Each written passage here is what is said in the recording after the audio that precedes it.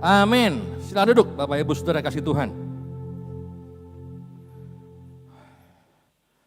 Karena pada pakai masker saya nggak bisa lihat tuh Bapak Ibu lagi wajah tersenyum, wajah cemberut, wajah sedih, wajah bahagia. Nggak kelihatan sekarang ini ya. Susah untuk menebak karena nggak kelihatan pakai masker. Pertama saya mau ngaku dulu Bapak Ibu, ngaku dosa nih. Jadi saya itu ada yang ngasih saya oleh-oleh kacang dari luar kota gitu. Kacangnya unik, batik namanya. Jangan minta ya, cuma sedikit soalnya. Nah kemarin saya makan sama anak saya yang kecil. Enak saudara. Nggak terasa makannya setengah kantong. Saya agak batuk sekarang. Jadi kalau saya nanti batuk, bukan COVID ya. Kebanyakan makan kacang. Oke. Tenangkan diri saudara ya, kalau saya batuk-batuk itu karena saya kurang menguasai diri, makan kacang kebanyakan. Haleluya. Hari ini kita akan belajar tentang assurance of hope. Harapan yang pasti atau kepastian harapan. Maka tadi lagu-lagunya tentang pengharapan ya. Harapan yang pasti, kepastian yang akan pengharapan. Nah, sebelum kita masuk dalam khotbah saya mau cerita dulu sebuah kisah nyata yang banyak menginspirasi orang-orang di Indonesia. Saya nggak tahu Bapak Ibu pernah dengar nggak kisah ini? Kisah ini dimulai dari seorang pemuda yang lahir di sebuah keluarga yang miskin. Lalu ketika dia berumur 16 tahun, dia memutuskan untuk mulai bekerja. Dia mau cari uang sendiri. Dia pergi merantau, dia mau kerja apa saja yang bisa dikerjakan. Dia ngamen, sampai dia jadi penyiar radio katanya gitu ya. Dan segala pekerjaan dia mau tekuni saudara. Tanpa ada malu atau gimana. Pokoknya dia mau bekerja. Dan hasilnya saat dia usia 20 tahunan saudara. Dia dijuluki Crazy Rich dari Medan. Mobilnya dulu kan orang miskin. Sekarang mobilnya mewah. Rumahnya megah. Jamnya, wah gitu ya. Karena jamnya miliaran jam tangannya dia. Wah jadi orang kaya. Disebut orang kaya yang gila. Crazy Rich gitu ya. Dan punya banyak usaha. Usaha kuliner, usaha fashion. Bahkan dia punya perusahaan yang ngajarin trading. Kursus trading. Alvin belajar tuh. Kursus trading. Dan channel YouTube-nya pun ada jutaan pengikut saudara. Saya terakhir cek itu 1,3 juta followernya. Bayangkan banyak orang terinspirasi, ingin jadi kayak dia. Dan ternyata gak cuma satu orang anak muda yang bisa jadi sultan kayak yang dari Medan ini. Ada lagi yang dari Bandung. Dulunya sebagai juru parkir katanya. Tiba-tiba jadi kaya. Jadi sukses dalam waktu yang gak lama. Punya uang yang banyak dan yang dari Bandung ini cukup dermawan. Dia bikin aksi sosial ya. Saat dia naik motor, lampu merah berhenti dia bagi-bagi uang. Donasi PPKM Pak gitu ya, kasih semua uangnya ke orang-orang yang naik motor di situ. Menginspirasi bukan? Jadi orang kaya, banyak membantu orang, indah ya. Lalu mereka ini bilang, saya bisa gini karena trading. Karena trading, dengan modal awal yang enggak besar. Tapi kan asik. Siapa yang enggak kepengen? Jadi orang kaya, masih muda, membantu orang lain, menolong orang yang susah. Diberkati jadi berkat. Alkitabiah ya. Keren banget, banyak orang pengen jadi kayak mereka. Dan ternyata mereka yang sudah kaya raya itu enggak pelit saudara. Mereka mau berbagi cara untuk bisa jadi kaya sama kayak mereka. Mereka kasih jalan. Supaya apa? Supaya kita bisa beli barang mahal dan bilang murah banget gitu ya. Dan banyak orang berharap dengan mengikuti jalan itu, mereka akan jadi kaya. Kayak mereka, jadi sultan-sultan. Sebetulnya apa sih yang dijual oleh para orang-orang ini? Mereka jual harapan, saudara. Yang mereka jual adalah sebuah harapan.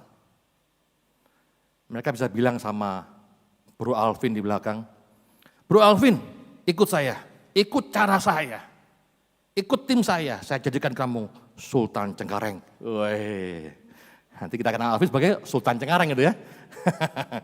Atau Bro Jeffrey, ikut saya jadikan kamu Sultan Serpong. Wih, keren ya, gereja kita punya 2 sultan sekarang, Cengkareng dengan Sultan Serpong.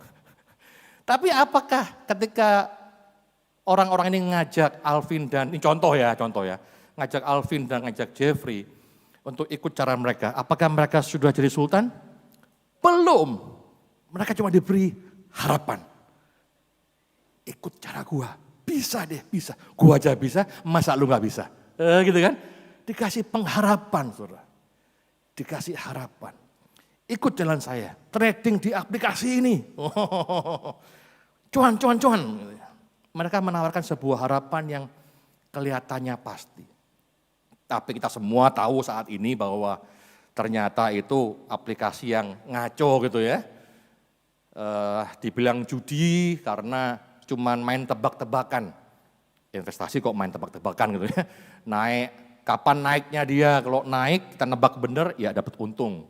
Kalau kita tebakan salah ya habis uangnya.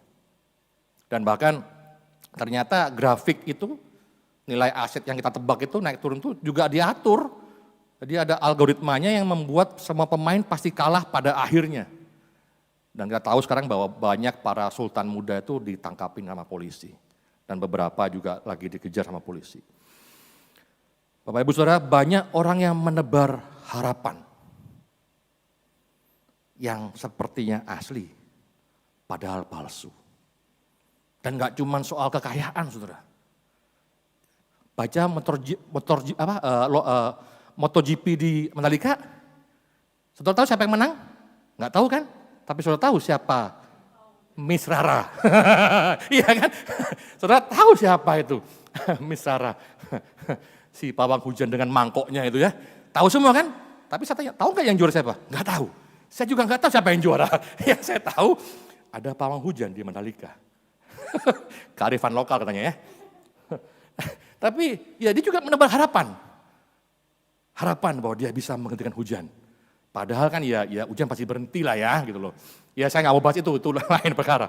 Tapi setiap orang seringkali pengen punya harapan. Bukan seringkali ya, setiap orang pasti punya harapan. Setiap manusia harus bahkan untuk punya harapan. Karena manusia yang nggak punya harapan, itu cepat mati kayaknya. Nggak punya harapan, ya udah nggak usah ngapa-ngapain, nggak usah makan, nggak usah ngapa-ngapain, udah tidur aja. Lama-lama ya berangkat. Kita pasti punya harapan dari hal yang sederhana. Bapak Ibu bangun pagi pasti punya harapan. Mau bekerja hari ini dapat bekerja dengan baik gitu ya. Situasi berjalan dengan lancar. Masuk ke jalan raya berharap jangan macet gitu kan. Jangan hujan gitu ya. Cuaca cerah, semua ada pengharapan. Bapak Ibu yang bekerja di kantor berharap gaji naik gitu kan. Anak sekolah yang lagi ujian kemarin berharap cepat-cepat liburan. Selalu ada harapan bagi setiap manusia. Tapi harapan-harapan itu enggak pasti, saudara. Bahkan ada yang harapan yang palsu. Lalu di mana harapan yang pasti itu? Di mana assurance of hope itu di mana? Kita baca di Ibrani 6 ayat 11 sampai 12. Tetapi kami ingin supaya kamu masing-masing menunjukkan kesungguhan yang sama untuk menjadikan pengharapanmu suatu milik yang pasti sampai pada akhirnya. Assurance of hope until the end. Agar kamu jangan jadi lamban, tetapi menjadi penurut-penurut, artinya imitator. Saudara. Imitator mereka yang oleh iman dan kesabaran mendapat bagian dalam apa yang dijanjikan Allah. Jadi apa itu harapan yang pasti? Poin pertama adalah pengharapan yang pasti hanya ada dalam janji Allah. Ada slide-nya? Next slide. Iya itu janji. Janji pada apa? Pada firman Allah tentunya. Pada firman Tuhan, Alkitab kita itu berisi tentang janji-janji Allah. Itulah pengharapan yang pasti. Kita baca ayat berikutnya, 1 Petrus 1 ayat 3-4. Janji tentang apa? Tentang jadi kaya? Jadi sukses di bumi ini? Baca dulu ya. Terpujilah Allah dan Bapa Tuhan kita, Yesus Kristus, yang karena rahmat-Nya yang besar telah melahirkan kita kembali oleh kebangkitan Yesus Kristus dari antara orang mati kepada suatu hidup yang penuh pengharapan. Pengharapan untuk apa? Untuk menerima suatu bagian yang tidak dapat binasa, yang tidak dapat cemar, yang tidak dapat layu, yang tersimpan di sorga. Bagi siapa? Bagi kamu, bagi saya dan saudara. Harapan yang pasti adalah ketika kita percaya pada Yesus Kristus yang sudah bangkit dari kematian itu, maka kita akan menerima sebuah bagian yang tidak binasa. Bagian yang tidak dapat rusak, bagian yang tidak layu. Dan itu ada di surga yang kekal bagi kita. Dan harapan kita dipelihara dalam kekuatan Allah. Bapak Ibu Saudara, pengharapan yang pasti bukan tentang apa yang ada di bumi ini. Kekayaan kita, mobil, jam tangan yang mahal gitu ya. Bukan itu. Karena semua itu fana, semua itu akan akhir, semua itu akan ada kesudahannya. Tapi pengharapan yang pasti adalah yang kekal, yang ada di surga, dan pasti akan kita terima. Amin? Amin. Ayat yang ke-6, next slide. Bergembiralah akan hal itu. Maksudnya apa? Bergembiralah akan pengharapan yang akan kita terima nanti. Yang kekal, yang enggak layu gitu ya. Bergembiralah akan hal itu. Sekalipun sekarang ini kamu seketika harus berduka cita oleh berbagai-bagai pencobaan. Betul, di surga kita akan terima bagian kita. Tapi di bumi ini kita harus alami banyak pencobaan. Bahkan harus berduka, kata firman Tuhan. Kenapa? Apa maksudnya? Ayat 7. Maksud semuanya itu ialah untuk membuktikan kemurnian imanmu yang jauh lebih tinggi nilainya daripada emas yang fana, yang diuji kemurnian dengan api.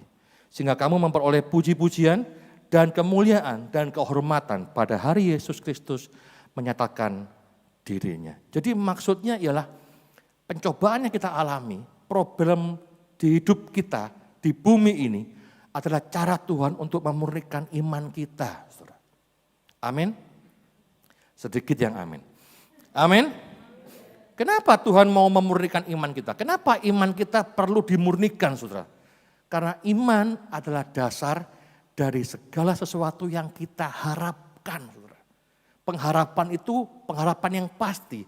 Dasarnya harus iman yang murni. Kalau imanmu nggak dimurnikan, pengharapanmu nggak pernah bisa pasti, saudara. Saat saudara lihat saldo di bank saudara banyak, hati tenang, ya. Saldonya dikit, hati bimbang. Nah, itu iman yang perlu dimurnikan. Karena ketenangan hatimu bukan pada Tuhan, tapi pada saldo bank saudara. Nah, semakin murni iman kita, semakin kuat dasar pengharapan kita.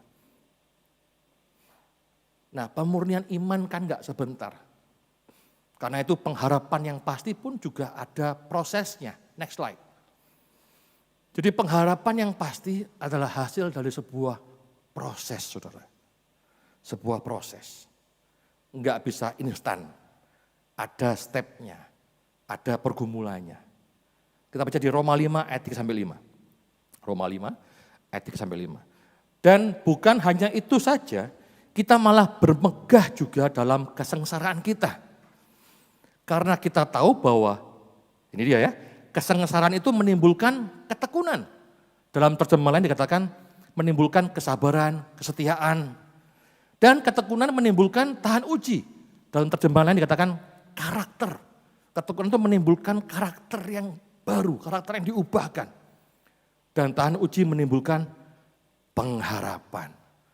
Dan pengharapan itulah yang tidak mengecewakan, saudara. Karena kasih Allah telah dicurahkan dalam hati kita oleh Roh Kudus yang telah dikaruniakan kepada kita. Ini prosesnya. Sengsara. Duh, capek ya khotbah begini ya. Gak ada khotbah tentang berkat aja ya. Jadi kita tahu sekarang bahwa pengharapan itu harus diperoleh melalui sebuah proses, saudara. Pemurnian iman dalam kesengsaraan. ditekuni dengan kesabaran dan kesetiaan, sampai menghasilkan sebuah perubahan karakter, saudara. Baru muncul pengharapan yang tidak mengecewakan, pengharapan yang pasti itu. Menarik bahwa Alkitab firman Tuhan bisa membahas kayak gini ya. Karena yang saya tahu, justru kesengsaraan itu membuat harapan memudar. Betul gak sih? Kesulitan, penderitaan membuat pengharapan jadi hilang, putus harapan malah. Tapi di sini Tuhan mengajarkan berbeda bahwa untuk punya pengharapan yang pasti, assurance of hope, kita harus melalui proses sengsara lebih dulu. Masalahnya begini, saudara. Orang Kristen, banyak anak Tuhan, merasa bahwa berjalan bersama dengan Tuhan itu harusnya seperti liburan yang indah dalam cuaca yang cerah. Oh ya, bisa juga kayak gitu sih, bisa juga. Tapi kan enggak selalu kayak gitu. Karena itu kalau kita baca Alkitab kita, itu banyak contoh-contoh yang Tuhan berikan untuk kita memahami kehidupan kita hari ini. Kalau sudah baca kisah tentang orang Israel yang dibawa keluar dari Mesir, itu kan sama kayak beberapa orang di luar sana ya, di luar GBO sana. Mereka berpikir bahwa bersama dengan Tuhan itu pasti enggak dapat masalah. Semua berjalan dengan baik. Orang Israel dibawa keluar dari Mesir dengan 10 tulah yang hebat. Mereka merasa, wah bersama Allah yang ini, sakti gua gitu ya. Saya sakti nih bersama Allah yang ini gitu ya. Tapi kan nyatanya enggak seperti yang mereka pikirkan. Mereka berputar-putar di padang gurun puluhan tahun, saudara. Suruh jalan-jalan, berhenti-berhenti, jalan-jalan, berhenti-berhenti. Dalam pimpinan Tuhan kan? Iya kan? Jalan. Dan Tuhan sengaja lagi dibawa lewat daerah yang nggak ada air. Ya kan? Udah dalam pimpinan Tuhan, masuk daerah tanpa air. Ngomel dong, nggak ada air. Engkau kamu mau mati di sini? Ya udah, ini ada airnya. Ada air, tapi pahit. Iya kan? Ada air, airnya pahit. Dibawa juga ke daerah yang nggak ada makanan. Ngoceh-ngoceh orang Israel, ngomel-ngomel. Keluaran 16 bilang begini, cerita begini. Mendingan kami di Mesir. Kami mati di Mesir aja lah. Enggak apa-apa kami mati, yang penting depan kami ada kuali besar berisi daging. Ada roti, kami kenyang makan gitu ya. Daripada di sini, kami kelaparan. Ngeluh. Kalau Tuhan kasih makan, namanya mana. Ngomel lagi mereka, di bilangan 11 bilang begini. Kami ingat pada ikan yang kami makan di Mesir. Kepada mentimun, kepada semangka, bawang pre, bawang merah, bawang putih. Emang sih ya kalau masak nggak ada bawang putihnya nggak wangi gitu ya. Ini ada di Alkitab loh, bawang pre, bawang merah, bawang putih. Mereka ngomel, di sini kami cuma makan mana? Nggak ada bawang putihnya. Mereka berpikir bahwa beserta Tuhan harusnya nggak gini-gini amat dong. Bersama Tuhan yang besar, Allah yang besar tadi, kok malah susah. Bersama dengan Tuhan harusnya penuh kuasa, penuh kemenangan, perut kenyang, hati senang. Apakah Tuhan nggak sertai mereka, saudara? Justru di masa itu jelas sekali Tuhan sertai mereka. Kenapa? Kalau siang ada tiang awan, kalau malam ada tiang api. Itu jelas Tuhan beserta mereka loh. Tapi mereka masih mengeluh.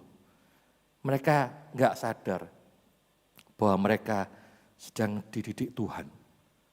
Kitab Ibrani bilang bahwa Tuhan menghajar orang yang dikasihinya dan mencambuk orang yang diakuinya sebagai anak. Maksudnya apa? Bukan maksud jahat sih, Tuhan mendidik kita layaknya seorang ayah kepada anaknya. Bapak Ibu Saudara, saya ingatkan bahwa Tuhan itu memperbaiki kita selama di bumi ini, saudara. Jadi kita punya jangka waktu dari lahir sampai kita mati nanti, itulah durasi kita, waktu kita diperbaiki oleh Allah. Dididik Allah, dikasih ujian. Supaya apa? Diperbaiki karakternya. Makin serupa Kristus. Jadi hari ini kalau beban hidupmu terasa berat, Dan percayalah tiap orang punya kategori sendiri, punya kemampuan sendiri bilang bahwa ini berat. Bagi seseorang mungkin berat, bagi orang lain mungkin enggak. Tapi bagi kita yang merasakannya, itu beban yang berat. Dan ketika engkau merasakan beban yang berat, engkau merasa, Tuhan di mana? Kok Tuhan enggak tolong? Katanya Tuhan penuh kasih. Saudara, isu tentang penderitaan, kesengsaraan, itu sering dipakai oleh orang-orang ateis, saudara. Mereka bermain logika seperti ini. Premis pertama, jika Allah Maha Kuasa, Dia tentu dapat mencegah penderitaan dan kesengsaraan. Iya dong, Allah Maha Kuasa, Dia bisa mencegah derita, bisa mencegah sengsara. Premis kedua, jika Allah Maha Kasih, tentu Dia enggak tega dong manusia menderita dan sengsara. Gitu ya, Dia Allah Maha Kasih. Kesimpulannya jika Allah yang Maha Kuasa dan Maha Kasih itu ada, maka harusnya enggak ada penderitaan dan kesengsaraan di bumi ini. Pernah dengar orang nanya begini? Ya dong, logis dong. Dan premis ketiga, terjadi secara realita, terjadi banyak penderitaan dan sengsara di dunia ini. Kesimpulannya, Allah itu enggak ada. Gitu katanya. Allah yang Maha Kuasa, Maha Kasih itu enggak ada. Saudara, tadi kita belajar ya bahwa penderitaan bukanlah tanda ketiadaan Tuhan. Penderitaan adalah tanda Tuhan mengasihi kita. Karena melalui penderitaan itu, sengsara itu akan timbul ketekunan, kesetiaan, kesabaran. Lalu muncul perubahan karakter yang tahan uji. Dan pada ujungnya menimbulkan pengharapan yang tidak mengecewakan. Katakan amin. Amin. Dan firman Tuhan itu ya dan amin. Ibrani 13 ayat 5b. Allah telah berfirman. Next slide. Aku sekali-kali tidak akan membiarkan engkau. Aku sekali-kali tidak akan meninggalkan engkau. Amin. Amin. Ini loh Allah kita. Allah yang besar itu. Jadi kalau kita dalam masalah hari ini, bukan berarti Tuhan gak ada. Bukan berarti Allah gak Immanuel, gak beserta kita. Dia tetap beserta kita, saudara.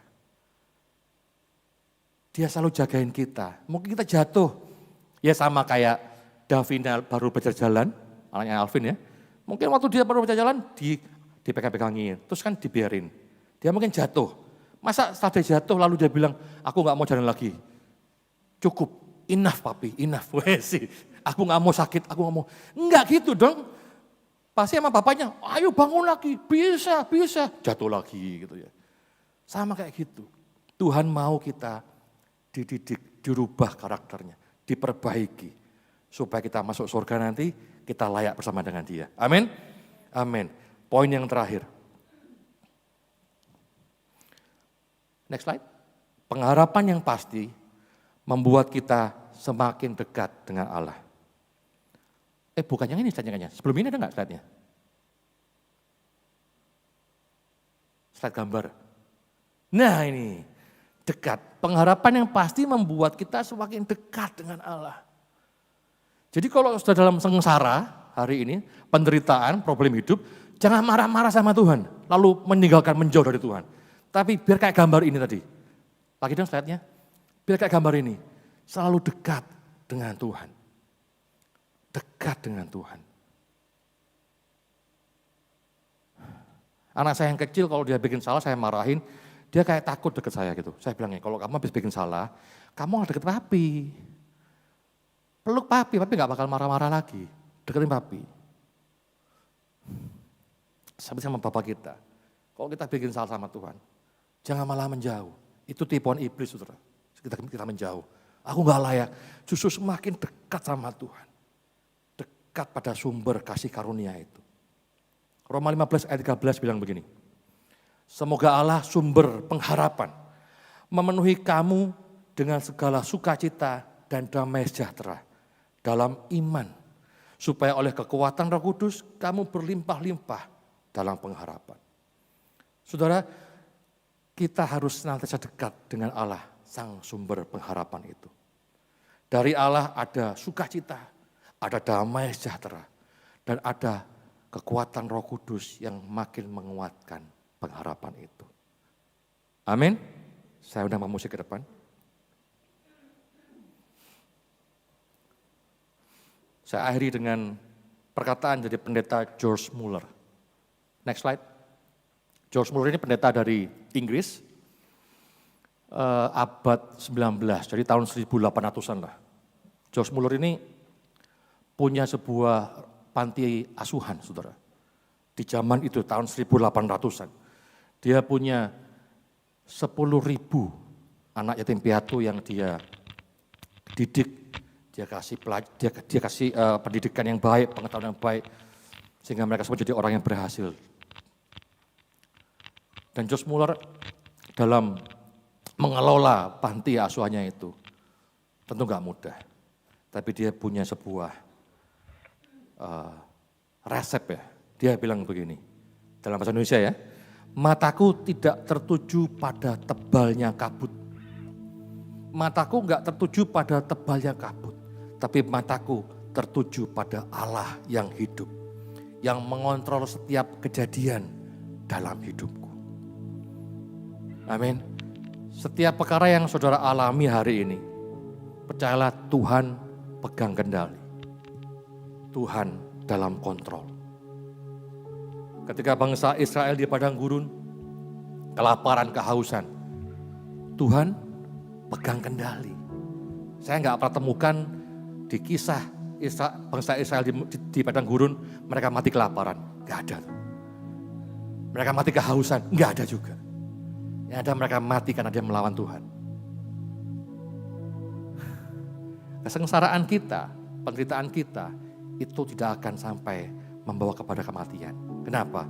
Karena Allah menjaga kita. God is in control, saudara. Dia yang pegang kendali. Amin. Mari kita naikkan pujian berikut ini. Dalam segala keadaan, Yesus kau selalu ada. Ku percaya kau besertaku. Pergumulan tetap ada, namun kau jawabannya. Ku percaya kau harap. Saya undang untuk bangkit berdiri sama-sama. Dalam segala keadaan, Yesus kau selalu ada. Ku percaya kau besertaku. Amin. Pergumulan tetap ada, namun kau jawabannya. Ku percaya kau harapanku. Yesus, aku percaya. Yesus, kau selalu ada. Yesus, aku percaya. Selalu kau jawabannya. Nyanyikan dengan sungguh-sungguh.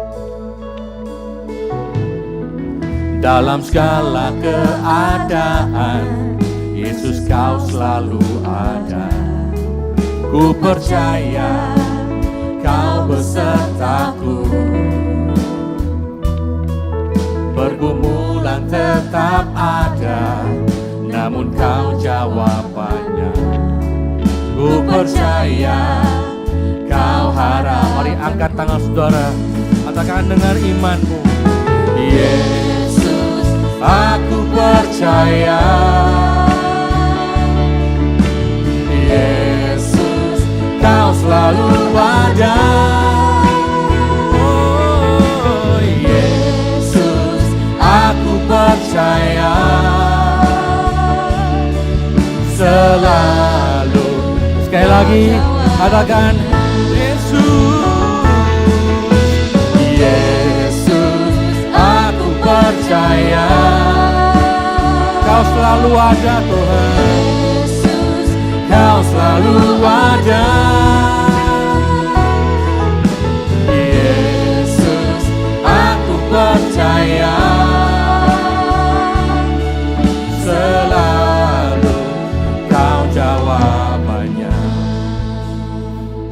Tuhan, kami sudah belajar hari ini. Pengharapan yang pasti hanya ada dalam janji-Mu, Tuhan. Pengharapan yang pasti harus melalui sebuah proses, Tuhan. Dan pengharapan yang pasti agar kami selalu ada dekat dengan Tuhan. Tuhan, biar apa yang sudah kami dengar hari ini tidak kembali pada dengan sia-sia, tapi bertumbuh di hati kami, Tuhan. Dan dapat kami lakukan, kami praktekkan dalam hidup kami sehari-hari, Tuhan. Karena kami mau punya pengharapan yang pasti itu, Tuhan. Kami tahu benar bahwa Engkau gak pernah tinggalkan kami, Engkau ada bersama dengan kami. Engkau dalam kendali, Tuhan, atas hidup kami. Terima kasih, Tuhan. Allah Roh Kudus, saya berdoa agar semua yang sudah dengar kebenaran hari ini, Engkau bukakan lebih lagi ya Tuhan Roh Kudus. Engkau bicara lebih lagi pada kami semua. Bukakan hal-hal yang perlu kami ketahui.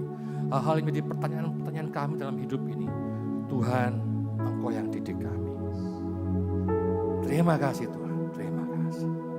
Terima kasih Tuhan. Dalam nama Tuhan Yesus Kristus. Sama-sama katakan.